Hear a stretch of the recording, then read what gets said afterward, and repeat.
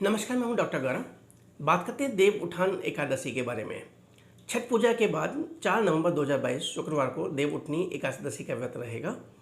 इस दिन से भगवान विष्णु अपनी निद्रा से जाग जाएंगे और चातुर्मास समाप्त हो जाएंगे।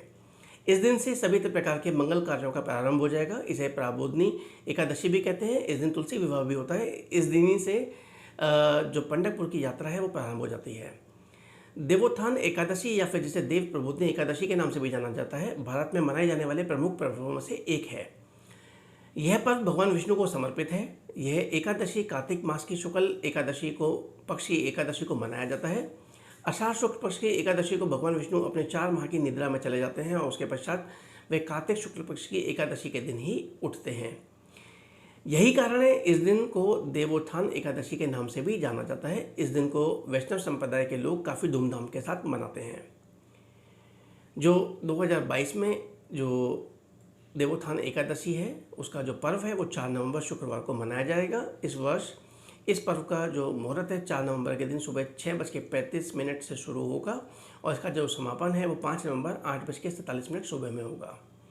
पारण समय जो एकादशी का व्रत खोलने का जो समय है वो इस प्रकार से है। जो इसका जो महत्व है, पारण समय का जो है वो काफ़ी महत्व है, क्योंकि इस दौरान ही लोग अपने व्रत को खोलते हैं। श्रद्धालुओं द्वारा व्रत खोलने के लिए यही समय सबसे उपयुक्त होता है।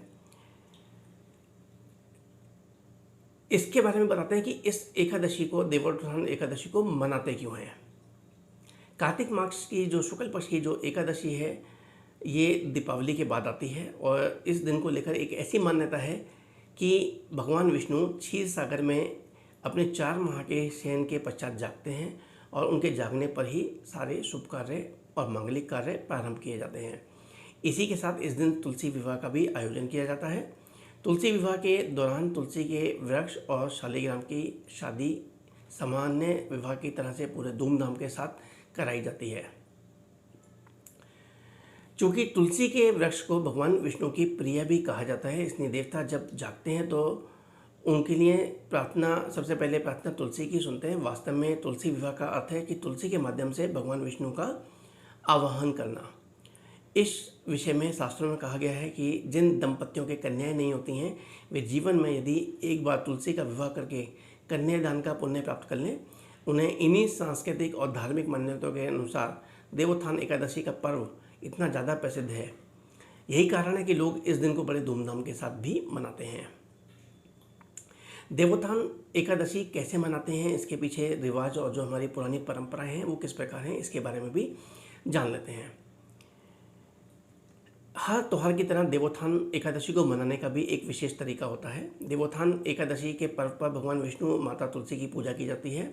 इस दिन हम भगवान विष्णु की विशेष कृपा प्राप्त करने के लिए जो पूजा है वो इस प्रकार से करते हैं कि सबसे पहले सुबह उठकर संकल्प लें, भगवान विष्णु का ध्यान करें।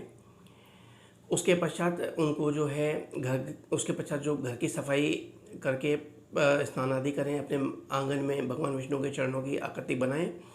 एक ओखली में गेरू से चित्र बनाकर फल, मिठाई, बेर, सिंगारे, ऋतुफल और गन्ने इत्यादि को उस स्थान पर डलिया से ढक दें। इसके पश्चात देवोत्थान एकादशी के दिन घर के बाहर और पूजा स्थलों पर दिए जलाएं। रात्रि के समय परिवार के सभी सदस्य भगवान विष्णु समेत सभी देवी देवताओं का पूजन अर्चन करें। इसके पश्चात भगवान विष्णु को शंख, घंटा, घड़ियाल बजाते हुए उठाएं। यदि जो लोग संस्कृत का उच्चारण करने में असमर्थ हैं उन्हें उठो देवा बैठो देवा कहकर भगवान विष्णु के को निद्रा से जगाने का प्रयास करना चाहिए। इस दिन यदि घर में कोई व्यक्ति रात भर जागकर नाम और संकीर्तन करता है तो उसे भगवान विष्णु अत्यंत प्रसन्न होते हैं। यही कारण है कि इस दिन कई लोग अपने घर में रात्रि संकीर्तन का भी आयोजन करते हैं। भगवान विष्णु की कृपा सभी पे हमेशा बनी रहे। षष्ठी के पालन करता है और उन्हीं के वजह से पूरे विश्व के अंदर जो षष्ठी है वो संचालित रहती है और ये जो पर्व है सभी के लिए शुभ मंगलमय रहे। इन्हीं शुभकामनाओं के साथ नमस्कार, मैं डॉक्टर गौरव।